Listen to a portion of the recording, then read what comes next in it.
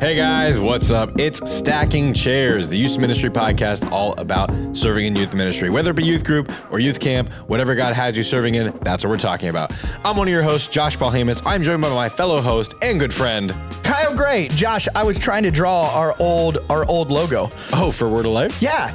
Josh, there is so many different things that are happening at Word of Life. You get to capture so much of it. I'm sure you get an onslaught of the 80 different countries that we're working with, all these people trying to tell stories. How do you choose which stories to tell and which stories to not tell? Because I'm sure you're not like, well, that's a bad story. No, the number one thing we do is we work with people. We're building some new initiatives right now to make sure that we're giving the resources to our teams all around the world to help them tell the stories. And then we just make sure we're highlighting them. You can find those stories on stories.wol.org.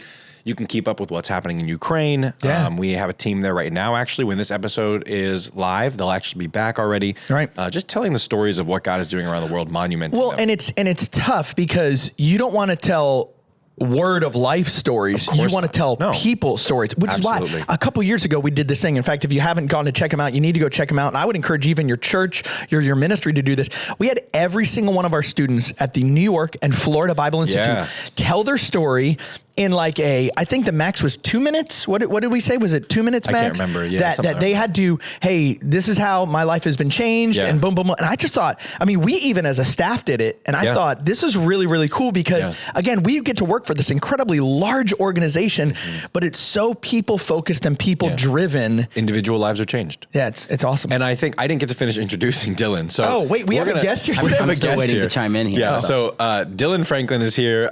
You may have heard him in the past. This camp season, he's been super busy, but he is usually our switcher.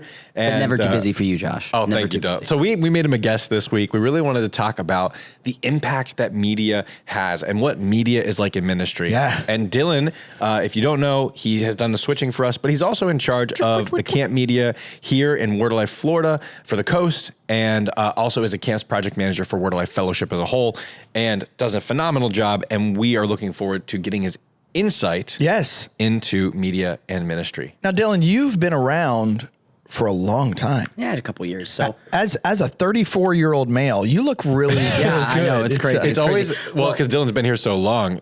Tell them how old you actually are, and then or tell us how long you've been here, and then how old you are. So first off, hi, I'm Dylan. I'm 23. I'm from Atlanta, Georgia, and I have been coming to camp since I was 5 years old. And it's actually a really incredible story that we could talk about some other time. But the first summer that I came to summer camp, which would have been 2004, I actually got saved at campfire that week. And it's just to give the short version of my testimony. I grew up a pastor's kid, so I knew a lot about God. I knew all the right answers, but it wasn't until I got there to campfire and I was talking to my counselors that I really understood that it's not enough just to know about God, but I really have to accept him into my heart and have a relationship with him. Yeah. And then I ended up camping for 8 summers after that, which was super, super fun. And then when I turned 13, I said, hey, Mr. Rich, I want to come work at Camp Crew. And so I started doing media when I was 13 years old. Don't have any idea why they allowed me to do that. Which is crazy because Camp Crew actually starts at 14. Yeah. It was from the very beginning, Dylan has been bending the rules. Well, to be fair, I was also I turned 13 in March. So it wasn't even like I was an old 13-year-old. I was freshly 13. I was not the camp director then. So. But you were the camp speaker. You were the camp speaker. That first summer? Yeah. Well, I was a camp speaker. 2013? Yeah. Yeah. And 2014. 2013. That was Jonah. Yeah, 2014. That was Jonah. 2013 was my first summer doing the Jonah. But you can find the Jonah video right here. But that's not the first summer. That was summer 2014. So actually, no, that wasn't my first summer. 2012 was my very first summer. So anyway, I started doing Camp Crew media and did that for 5 summers. Yeah. Which was super, super awesome. And I will tell you a lot about the things that I learned there as we keep talking through this. But then I had the opportunity to go to the Bible Institute. And I actually was there from 2017 to 2018, studied for a year, learned more about God. Did you enjoy second year as much as your first year, or did you? I will tell you this, second year definitely did not disappoint me. It did not. I have no ill will or disappointment. Dylan was not a second year student. Because straight out of my Bible Institute year where I had so many awesome opportunities to not only learn more about my faith, but also capture awesome opportunities in different things. Yeah. Period. But then straight out of that, I was able to come on staff with Word of Life as an intern and work with them doing all sorts of camp media and gospel productions and Bible Institute work, and it was awesome. And then now I'm actually back working full-time with camps and project management and also the RV park. So I work with 6 to 18-year-olds and 55 plus. So just nowhere in between. Wow. Nowhere in between. There you go. That's a lot of information. It is. Hey, if you're still listening. So Dylan, we want to talk about social media. Now let's put this on the table. Well, there are some people listening. What? Yeah, I'm so sorry. Hey, let's talk about media. Yeah. Media as a whole. Okay. You're going to have to fix that in the post. So here's the deal. Let's put this out on the table. There are some people listening that will not agree with what we're going to talk about today, but let's put it out there. Media is not a biblical idea. It's not an idea of thou shalt have a social media post or thou shalt have a live stream or that. It doesn't. It really does boil down to, and so much of what we're going to talk about today, which on some of the other episodes it is preference, is based on the best modes and models that we found. But what I love about Josh and what I love about Dylan is you guys are you are students of your ministry area, and it's an ever-changing, evolving environment. It's like a living document of what we did 5 years ago might not be what we're doing today. Yeah. At the same time, we may have been strengthening what we did 5 years ago because it's not about what you do. It's about what you're producing and why. It's not about what you do. It's about what you're producing and why you're putting it out there. Yeah. Because I remember, I'm sure you don't remember Youngblood, but when MySpace first came out and there was a ton of Christians that were like, Kyle, you would not have been in my top 8. You don't go on there.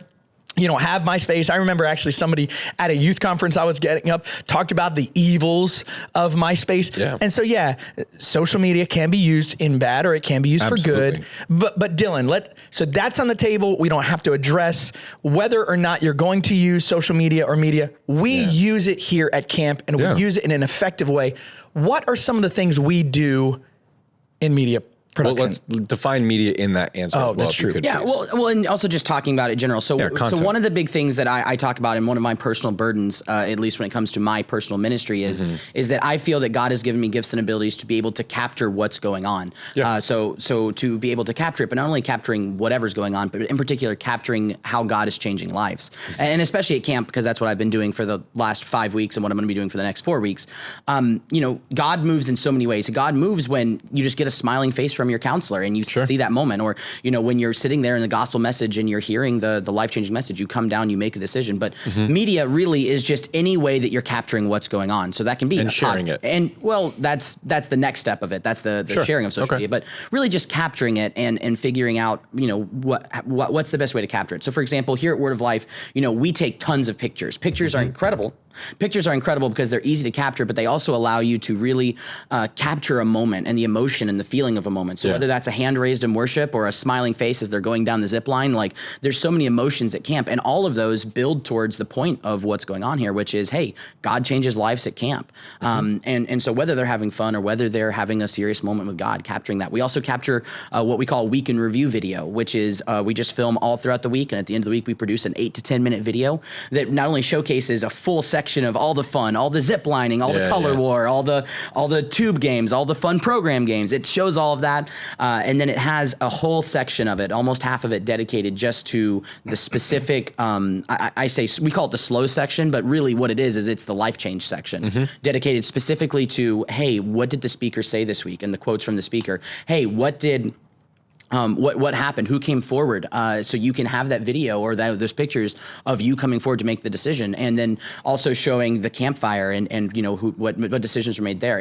And really, those are ones that for me are really important because Josh, actually, one of the things I always like to bring up is that from 2004, when I was a camper here, I have a picture of me on stage with Rich Andrews, taking the way they did it then. We have campers sign a board to help them remember their decision. But what we did then was I put my hand in paint and I put my handprint up on a wall on a piece of paper, or a big board thing. Yeah. I don't know where that went. I don't know anything of that, but I have that picture to look back on and remember. Hey, that's the around the moment when I made that decision.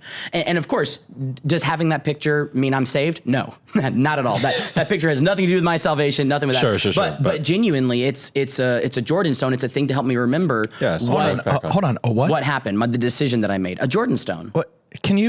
Can you explain to us what a Jordan stone is? Actually, I could, but why don't I let the guy who told me about it, or let's explain the idea. Josh, tell us what a Jordan stone is. So one thing that we do, so media, again, just just to make sure we really define like what we're talking about, because I want to make sure that you guys are kind of tracking along with us, because you can define media in a very broad sense. You can define content, social media. We're talking about ways to communicate. So either through photo, video, we're talking about like moving pictures, we're talking about still pictures, but we're also talking a little bit about social media, web, all those things. You just called it moving pictures. Those newfangled moving pictures. no. Oh my goodness. Yeah, I'm almost 30, so getting old, I guess. But Jordan Stones. So Jordan Stones. The reason we capture these things is because it's important that we monument like what God is doing. And so we believe that God is in control of all these things. We believe that God is moving in people's lives, and we want to make sure that we're showing those things. So in Joshua 4, 1-7, they just crossed the Jordan, and it talks about selecting people from each of the tribes, and they go and they collect these stones, and they stack them up. And much like chairs, you stack them so that... Full circle. Yeah, it's a full circle moment here. But they stack them so that way they could showcase what God has been doing in their lives right in that moment, crossing the Jordan providentially. And so we do the same thing with media. We see that in the way that people in the Bible name their children. We saw that in just ways that they monument in different ways, like the Jordan Stones. And so Dylan and I have talked about this in the past because we both work in the same office. We have different areas that we work in, but we're both in media. And so we really want to make it a point to monument for these individuals, but mostly monument for God's glory. Oh, yeah. And that's the intention of these Jordan Stones. And a key element of that story is the fact that they took them with them into their homes. They built the towers and they did that as a ceremony, but they took the stones with them as a reminder of what God did. Oh, did I look at the wrong? Am I thinking of the wrong passage? No. It was right. But really, the point is to take it with you, right? It's not enough just to come to camp and make a decision. Not to come to church and make a decision. A decision is not a decision unless you take it home with you.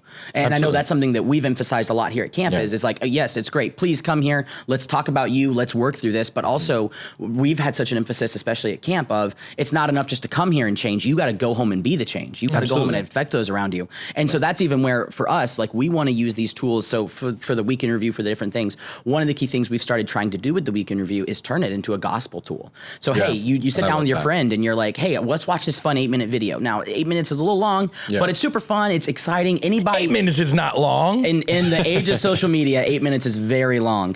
But it's super fun and it's engaging. And I, it feels shorter than that. But the idea is if you sit down with your friends, so you came to camp and you got a renewed sense, you want to go back home, you want to evangelize your friends. We give you tools like the Life in 6 Words app and other things that you can do. But this week in review is a tool for you to be able to sit down and have fun, but the gospel's presented, or at least clear pictures of who Jesus is.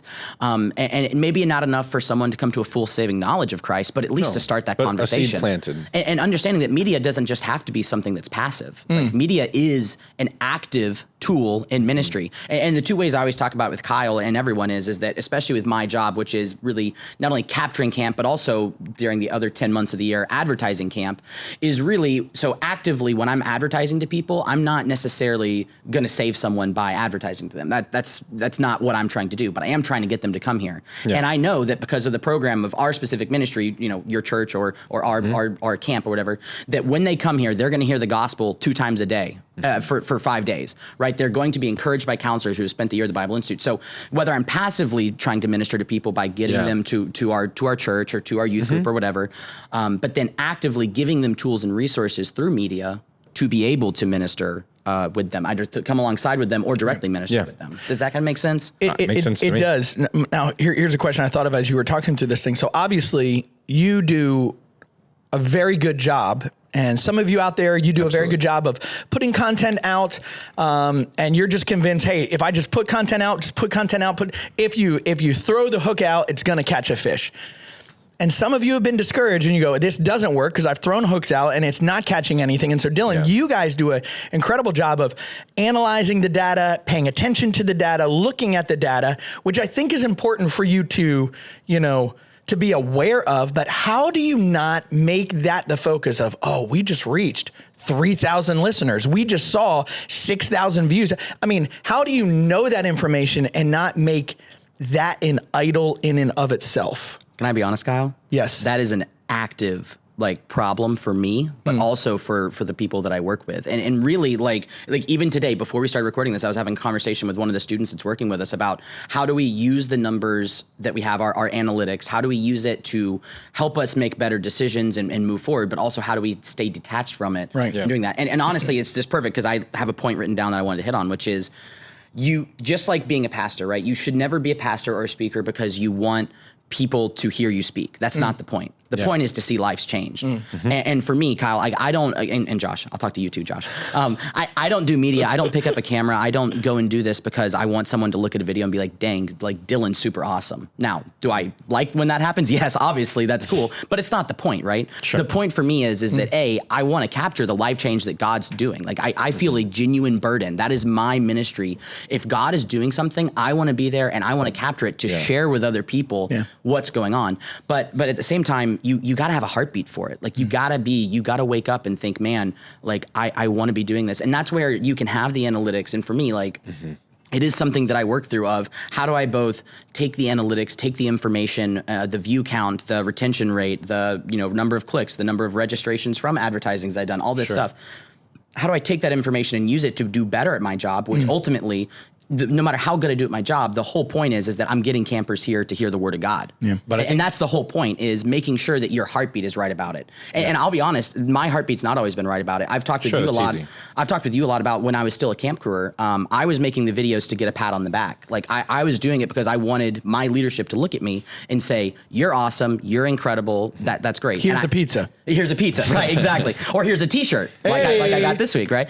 But that's where there were many years working at Word of Life, even where I was not doing it for the right reasons. Right. Now it wasn't an overarching issue. I was still able to have incredible ministry, but right now is the best that I've ever been because I'm staying focused on that heartbeat. Sure. And that applies to every work area, no matter what. So to surmise it, of what all you're just saying is intentionality. Yeah, intentionality. It's knowing the intention of the content you're creating. It's knowing the intention of the avenue you're using.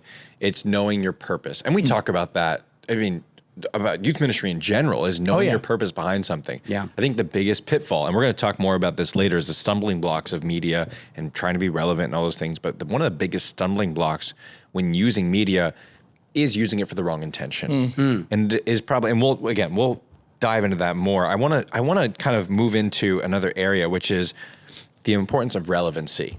Okay. And then we'll talk about the stumbling block of relevancy, but how important is it that you're making something that is relevant? Something, whether it's a photo, a video, a social media post, whether it's a website, whatever that media area is. And I know it's a broad stroke, but knowing and being intentional about knowing your audience and relevancy. And sometimes with youth, it's like a youth age, it's extremely difficult, even as a 27-year-old, to try and get the interest of a 14-year-old to look at something and to have it be relevant, but then also actionable and intentional.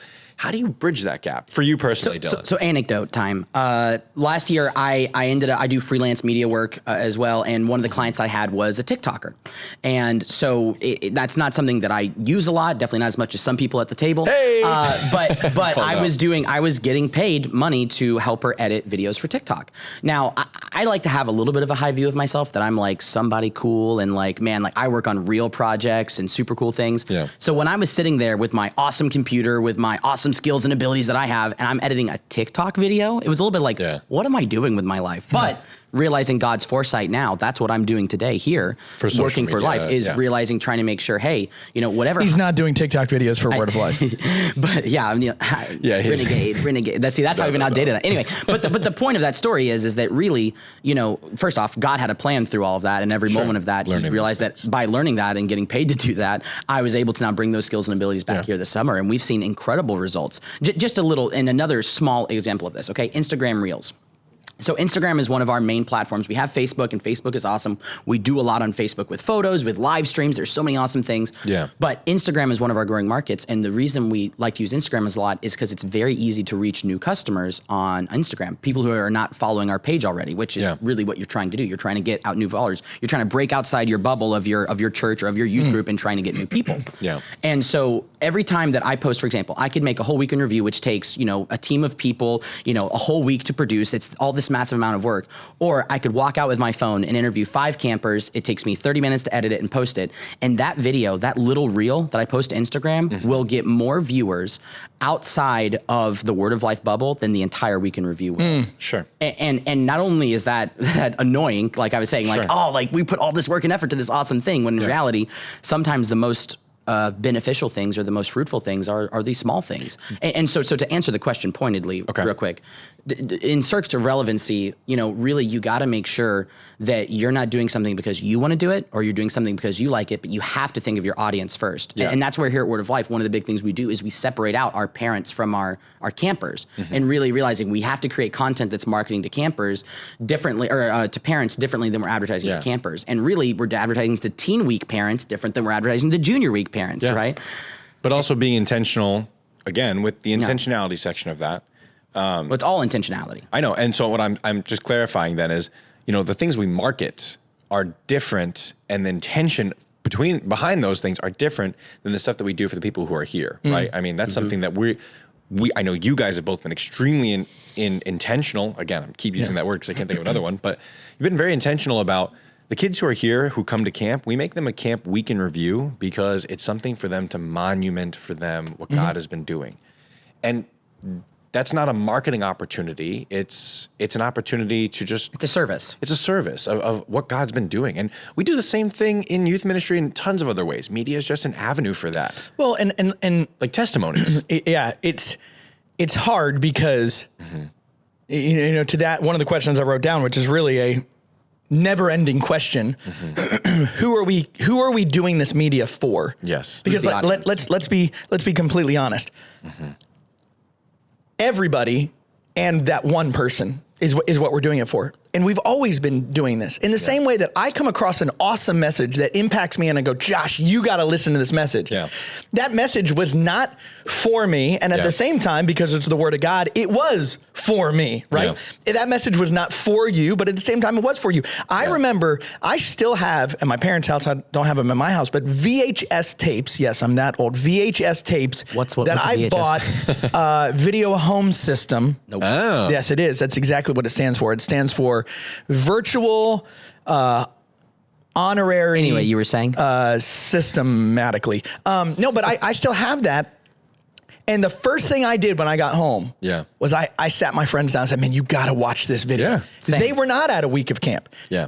Honestly, they probably cared a little less. At the same time, the excitement level that I had, and so, as you're kind of watching this, I guess really the question that I would ask Dylan is, why are you capturing what you're capturing? If you could say, man, obviously, like you said, you can't guarantee that the gospel is going to affect a life because that's what the Spirit of God does. Absolutely. You cannot, guarantee that somebody's going to like the content that's out there. That's all stuff that is completely out of our control.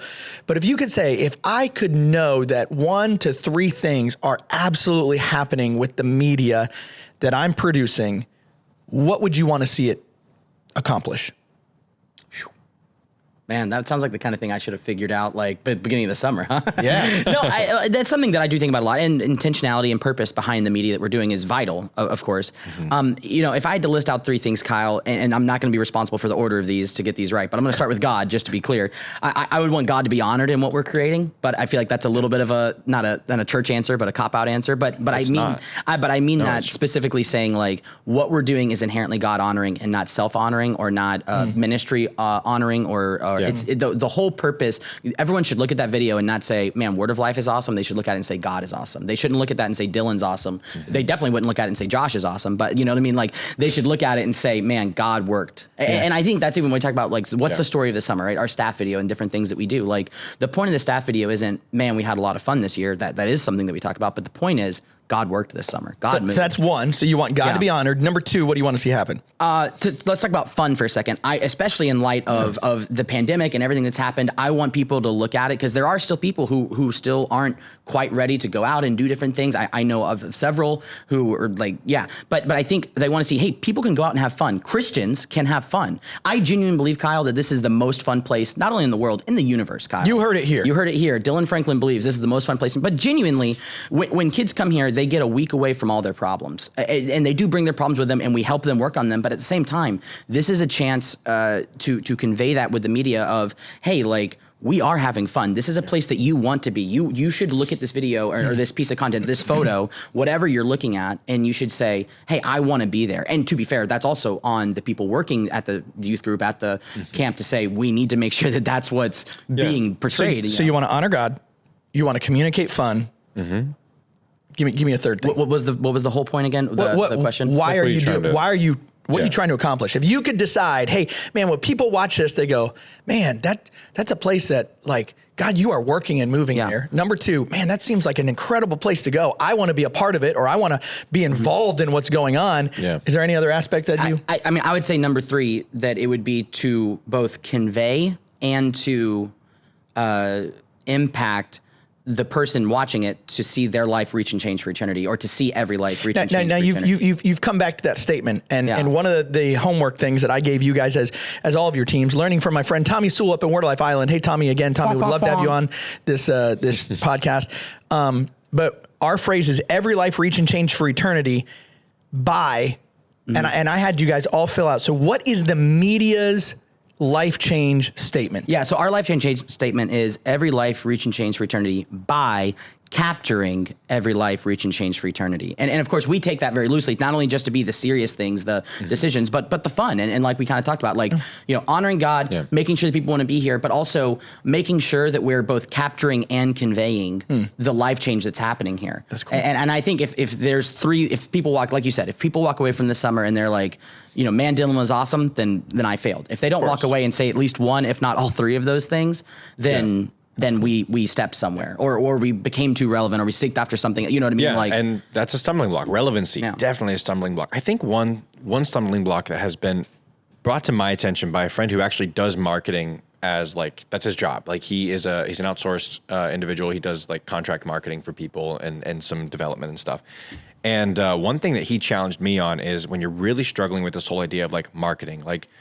And I know we talked about this with our good friend Eric in an earlier episode. Yeah. And so I don't want to, like, park on marketing too long, but being intentional about figuring out what the media is for, and being intentional that when we're marketing and using stuff to market, that we're marketing an event.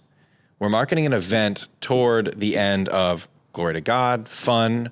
The last one, which was people seeing the ability to life change. Like, we're marketing toward that event and toward that end, and not making it about either ourselves or making it about the ministry we work for. That is a easy thing to fall into as a church, as a ministry, of like, hey, look at blank, our church name. Look at blank, our ministry name, whatever it is, and not marketing the event. And that has helped me, because I really struggle with this whole idea of, like, man, I'm just making content to make Word of Life's name great. And I know that's not anybody's intention here. No. Far be it. That is not the intention. But personally, I felt like, man, I feel like I'm just making that the point of what I'm doing. And when I restructured my thought process, again, Ephesians 2 calls us to renew our minds. And that means that we're intentional about renewing and rebuilding our mindset based on what God intends.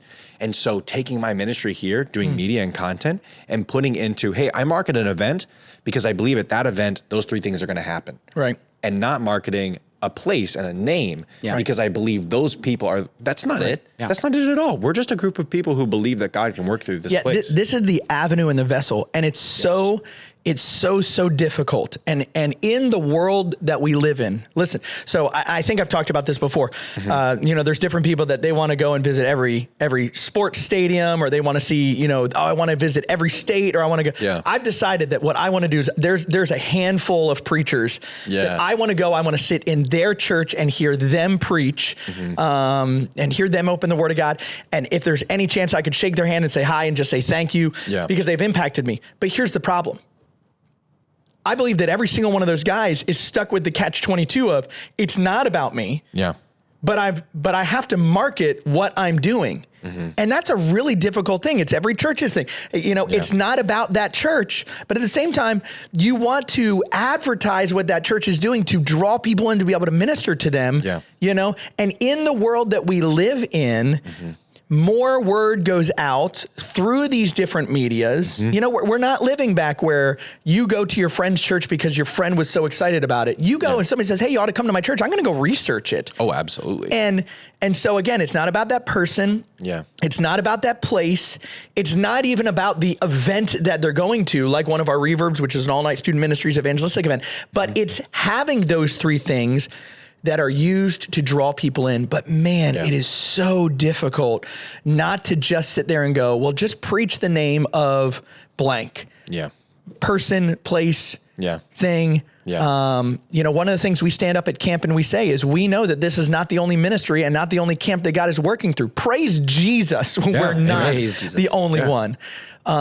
But we believe that God is working here and just to help people to have that life change experience. Because I know there are so many people. In fact, Dylan, a couple years ago, we used to have a video, which we do. It's called the Life Change video. But so many kids said, my life was changed here. And we've changed it to, no. It's not about this place. Yeah. Hey, this week, God changed my life. So the question was, how has God, how has your life changed here at camp? And we realized that we weren't asking that for prideful reasons, but really it was just to help them understand it. But we were realizing that, hey, that's the wrong question. So now the question that I asked to the campers when we interview them, even this year, is either what's God been teaching you this week, or how has God changed your life, right? And it's subtle, and it's not the point of it, but making sure that at least as a mentality, right? Yeah. And even like you've talked about before, Kyle, of like, hey, we need to do this thing, we need to do this thing. One of the examples Kyle and I always talk about is that we film, we have a campfire every Wednesday night that we're able to go outside. We have a campfire, and one of the issues at campfire is that it's dark, it's pitch black. The only light that there is a fire, the campfire. And so obviously as a media guy, you can understand that that's very difficult to capture. Even with the best of equipment, it's difficult to capture. So one of the things I used to do is I would ask Kyle, like, hey, can we grab one of our extra big logs and throw it on the fire? And I remember I did that a couple times, and then one time Kyle looked at me and he said, no, God will bring the fire. And I was like, what do you mean God will bring the fire? I was annoyed. I was ticked off. I was trying to film, which of course. He's like, Kyle, I can't capture this moment. Nobody's going to be able to see it. But, and I'm not giving Kyle any credit for this, just so we're clear, but as the sticks were being thrown into the fire, because the campers come up, and the symbolism of it is that as you're giving something to God, you're giving your issues, you're giving your life. There's many different. But as the kids were throwing the sticks in the fire got brighter. And I was like, God will bring the fire. But that's applied to me in many different ways. But I think the biggest application of that is realizing, like, I can get wrapped up in all my problems of trying to capture this thing, or man, the numbers aren't lining up right, or all that. But God will bring the fire, right? And you just have to be there. No, you do. Just have to be there. And so I found out this a couple years ago. I'm about to ruin some reality shows for all of you. But I know I was watching an interview, behind the scenes type thing with the show called, and they said there are times that the producer would say, okay, we need you to go back and do that same exact thing again. Oh yeah.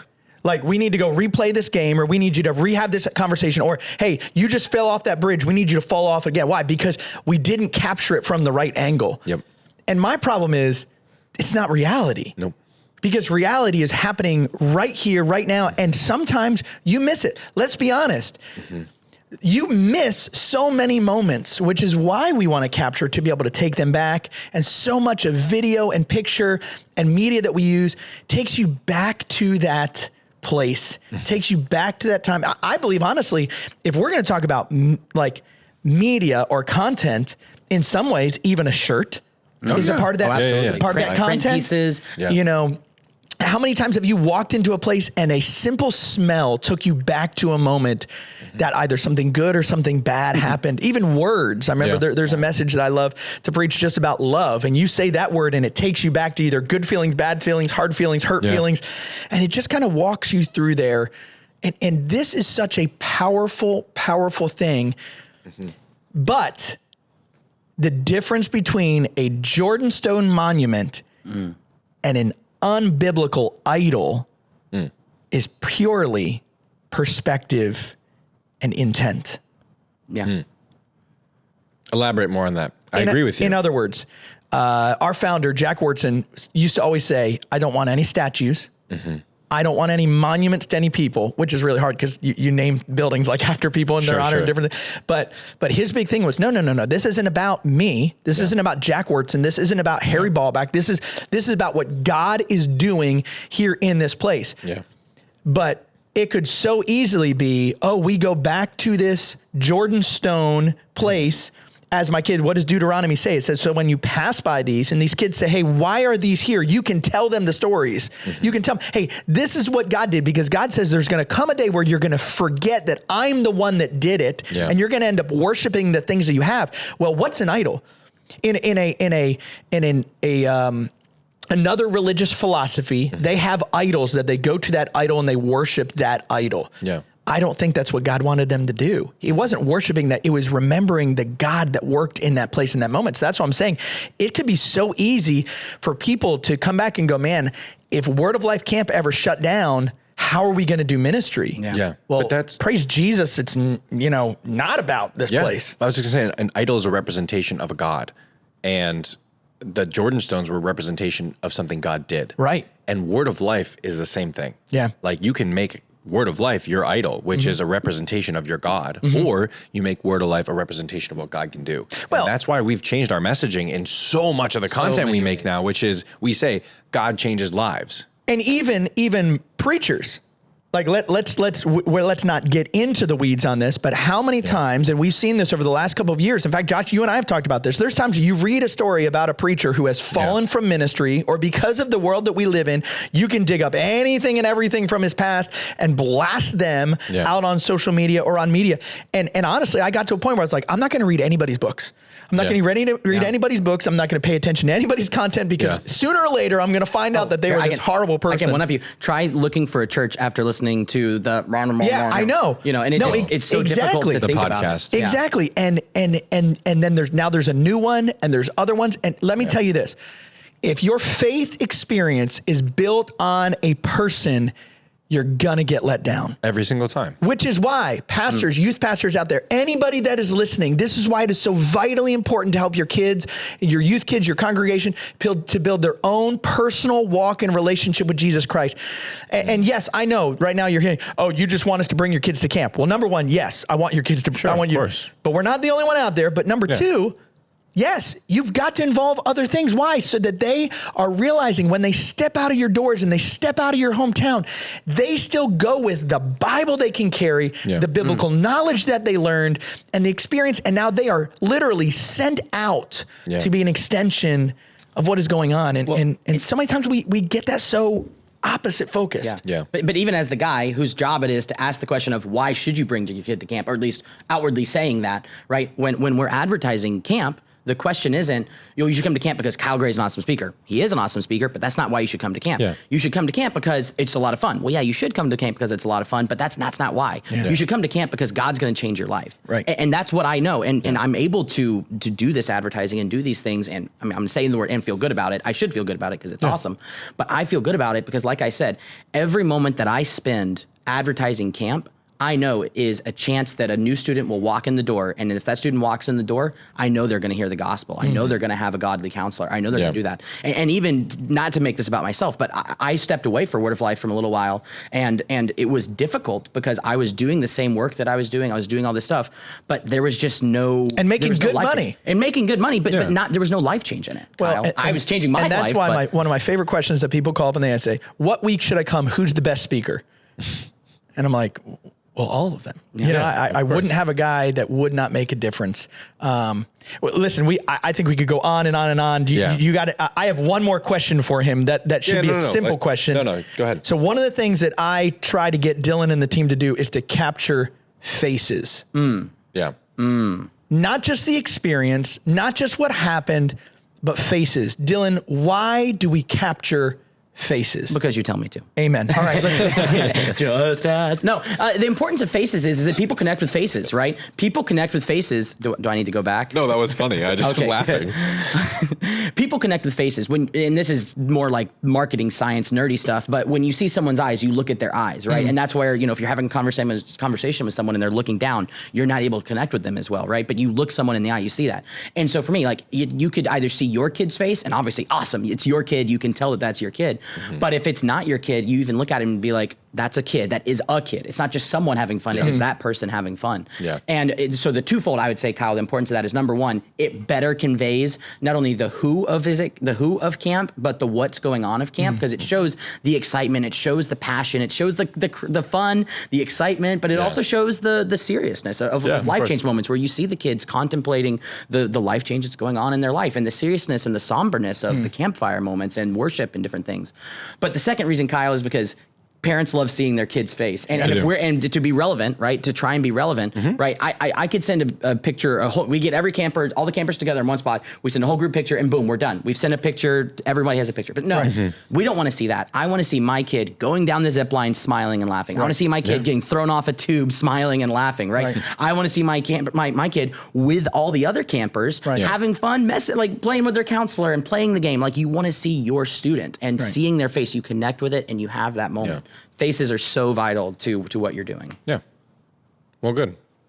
Well, that's awesome. Segue. Okay, man, good. that's awesome. Yeah, so I guess we'll take all that. There's so much more we could talk about media. I'm telling you, we could probably do a several episode issue on this. Did you know that originally when I was talking about doing this podcast and had brought it to some of the leadership, originally it was going to be about media for ministry. Like that was the original goal I had. And then I was like, man, that's such a narrow focus. We should really just talk about ministry as a whole and youth ministry as a whole. And, but yeah, originally it was going to be called Ministry Media, and it was going to be all about that. And we were going to build resources. It was a whole like, wasn't it going to be called Rewinding Tapes? Yeah, that's it. Rewinding Tapes. Because it's so important. You have to rewind. Be kind to rewind. Otherwise you'll get the fine from Blockbuster, right, Kyle? I wouldn't podcast name, I call it Be Kind Rewind. Be Kind Rewind. I think that's already a movie. It might be. All right, we're into small group now. Let's go. I think we decided on just maybe telling a camp story for Dylan. And I'll let you guys tell a story. Please do a story that I don't have to cut out later. Give me a story. Can I tell the windows banging moment? That's not my problem. So okay, so you guys decide what's okay. 1 year. So I love pranks, but my thing is you have to know what you're doing your prank, who you're doing your prank on, what's going to be the repercussions, and just like we always say, whatever you do, you need to be. If you're man enough to do it, you need to be man enough to admit it, and you need to be man enough to allow somebody else to do it back to you, or clean it up. You also have to be man enough to be willing to clean it up. And so this little battle between the media team and the program guys. Started, super healthy, so healthy. Started between, putting shaving cream as like people like on knobs, and when people would step out of their places and doing things to different cars, and then fireworks being put or like sparklers and stuff being put in smoke bombs in people's places to stay, and all this back and forth. And so one day the program guys come to me and they're like, dude, we got to get the media team. And so we surround the building and it's 11:30 at night. We're working hard on the video that Kyle has asked us to work on. We're slaving away, just trying our best. And then we, at the same exact time, we timed it out perfectly, all just start banging on the windows, bang, bang, bang, bang, bang, bang, bang, bang, bang, bang, bang, bang, bang, and then run off. Well, not only was the whole media team in there, the media coordinator was in there, his family was in there, and and everybody runs, everybody starts chasing. Well, we all thought it was hilarious. Okay, yeah. They were like, "Come back here, we know who you are." Yeah, it ended up not be. Like one of the people was really, really upset. They got, we scared them so bad. But that began the prank conversation, and so then it went to my golf cart being put where? Yeah, so I had some resourceful friends, and so Kyle's golf cart is sitting on the front porch of his house. We pull up in the middle of the night. We unwire it so that it doesn't make the alarm. We drive it off his front porch, which is an important detail. We drive it off his porch, drive it down there. Where we eat in our dining hall, we have a tiny little stage that's literally the exact size of a golf cart. We take drills, unscrew the handrail around it. 7 of us lift the golf cart up on the stage and place it there, put the handrails back, screw them in, so that way they'd have to unscrew it to get it off. So we do all that, and honestly, just to be clear, I was there. I wasn't necessarily a part of it, but I was present. Yes, and so Dylan and I have gotten into many of a conversation about we need to stop. And more importantly, whose team are you on, Kyle? Oh, I'm on God's team. Oh, that is what I asked you. Yeah. You're right. Am I here doing ministry for me, or am I here to do ministry with the leadership with me, above me? And obviously I'm doing ministry for God, but am I focusing on what I want or what the goals of my leadership are? It's so good. I was trying to pull up the thing. I have a joke with Dylan that whenever he talks too long, I play him out. I play a song and it plays him out, but my phone wouldn't pull up. Listen, I have watched this man grow and use his skills and abilities. And I would say, Josh, Dylan, in my personal opinion, is a testament of what God is doing through this place in helping people grow in their personal walk, because Dylan started as a camper. Yeah. He then came back as a worker. He then came back as a supervisor so he could disciple the people that were underneath him. And now as a coordinator of an area, helping to see the message happen. It's awesome to see that completed and continuing circle go out. And so it's just incredible, because let's be honest, if we're not changing lives, why are we doing? And it's not us. Absolutely. If we're not a part of watching God change lives, I want to be very, very careful. Of course. But well, and that's why I'm here. We're not impacting. That's why I'm here. I want to be here to see lives reach and change. I want to clock in every day, and I know that either directly or indirectly, I'm working to see lives change. Which is so hard, because let's be honest, we are so not in control of that. Yeah. Let me say that again. Which is so hard, because let's be honest, we are not in control of that. I was just thinking for a second, but we'll just close out then. Yeah, we did. I love Dylan. Well, hold on. There was one thing I wanted to chirp in. What was it? But we're stacking the chicken. The song started. The ending song. The song started, Dylan. We're playing it out. Dylan, thank you so much for being a part of it. Guys, I hope you got a small glimpse into the importance of media and why we feel it's important. Monument what God is doing, and whatever that takes to do that, use the avenues you have to do that well, and continue to serve the people in your life. Well, Josh, I think it goes back to what we talked about in the previous episode. Why are you doing it? What's the intent? Yeah. What's the end goal? Because it's not just capturing, it's seeing what God is doing. Absolutely.